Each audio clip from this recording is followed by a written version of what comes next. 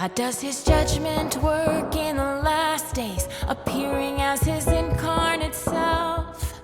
Since it's man of corrupt flesh being judged, not Satan's spirit directly. Judgment isn't done in the spiritual world, but in the world of human beings. If judgment were done by God's Spirit directly, it wouldn't be all embracing. The work would be hard for man to accept, for the Spirit can't come face to face with man. Effects wouldn't come fast, much less could man see clearly God's unoffendable disposition. No one is better than God in the flesh, for the work of judging the corruption of man's flesh. Oh, no one is better than God in the flesh, for the work of judging the corruption of man's flesh.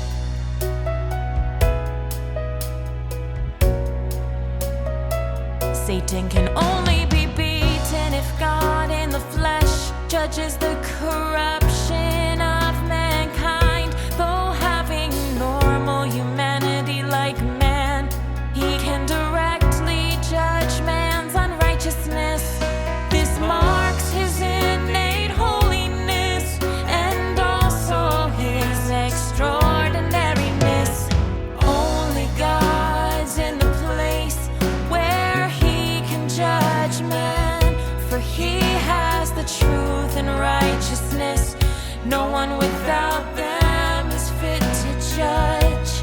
If this work were done by God's Spirit, it would not mean Satan's defeat. The Spirit's more exalted than mortal man. He is holy and triumphant over flesh. If the Spirit did the work directly, he couldn't judge all man's rebellion nor reveal all man's evil. No one is better than God in the flesh, for the work of judging the corruption of man's flesh. Oh, no one is better than God in the flesh, for the work of judging the corruption of man's flesh. The judgment is done through man's notions of God, and man has no notions of the Spirit. So the Spirit can't show man's unrighteousness, much less disclose it completely. God incarnate is the foe of anyone who doesn't possess knowledge of him. Through judging man's notions and defiance, he shows mankind's disobedience. His work in the flesh has more striking effects than those of the work of the Spirit.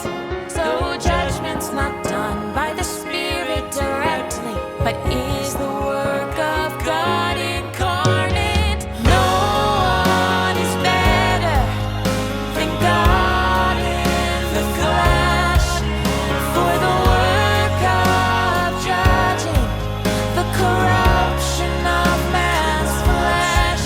Oh, no one is better than God in the flesh, for the work of judging the corruption of man's flesh.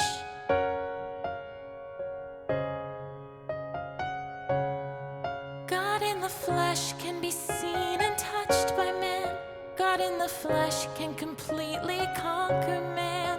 In his relationship with God in the flesh, flesh, man goes from defiance to obedience, from persecution to acceptance, from notions to knowledge, rejection to love.